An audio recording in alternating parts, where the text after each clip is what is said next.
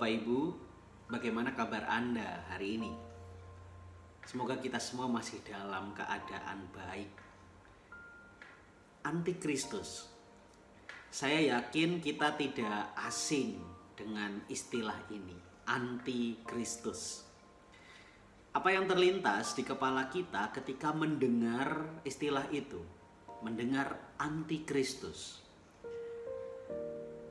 Banyak orang Kristen memahami antikristus sebagai sebuah fenomena yang terjadi di akhir zaman. Yakni sebuah masa yang di dalamnya ditemukan ada banyak orang menyangkali Kristus. Dulu saya ingat ketika kecil saya pernah menonton sebuah film. Film ini dibuat untuk menceritakan betapa ngerinya masa akhir zaman. Di dalamnya dipaparkan bahwa ada banyak orang yang memaksa kita untuk menyangkal iman percaya kita.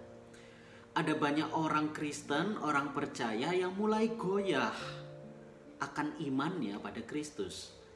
Dan mereka pun mengajak banyak orang untuk juga melepaskan iman percaya mereka. Nah, Bapak Ibu, sangat mungkin gambaran antikristus yang seperti itu yang melekat di kepala kita.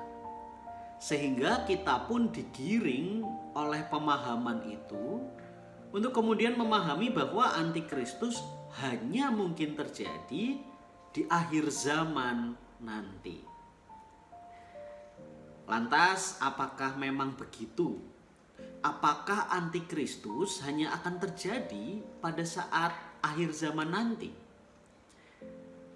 Mari kita perhatikan apa yang dikatakan oleh penulis surat Yohanes pada 1 Yohanes pasal 2 ayat 19.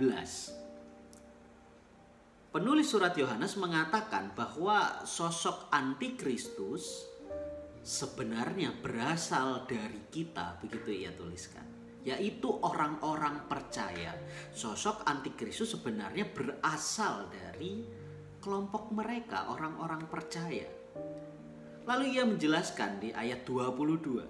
Sosok antikristus adalah sang pendusta yang menyangkal bapa maupun anak. Ya. Maka yang ingin penulis surat Yohanes sampaikan tentang sosok antikristus adalah mereka orang-orang percaya yang menyangkal bapa maupun anak.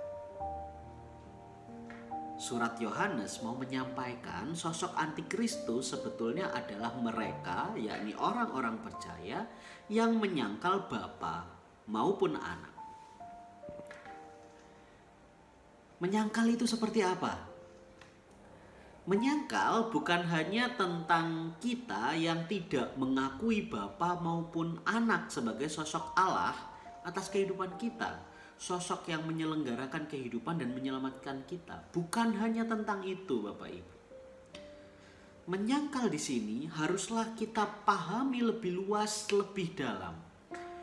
Yaitu sebagai sebuah kehendak diri kita yang tidak berkenan untuk meneladan bapa maupun anak. Ya, menyangkal harus kita pahami lebih dalam, yaitu sebagai sebuah kehendak diri yang tidak mau meneladan sifat bapa maupun anak. Itulah yang dinamakan antikristus. Ketika kita sebagai orang-orang percaya berkehendak untuk tidak mau meneladan sosok bapa maupun anak di dalam kehidupan kita, maka sebetulnya pada saat itu kita sedang menjadi sosok antikristus. Bapak Ibu, iman kepada Allah Tritunggal itu sekali lagi bukan tentang soal apa dan siapa yang kita percayai.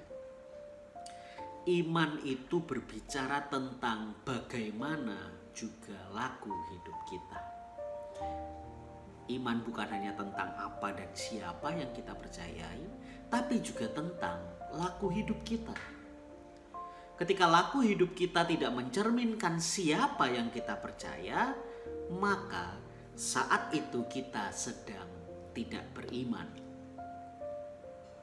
Maka ketika kita mengaku, ketika kita percaya pada Kristus, maka pada saat yang sama kita pun harus mewujudkan nilai-nilai Kristus di dalam kehidupan kita.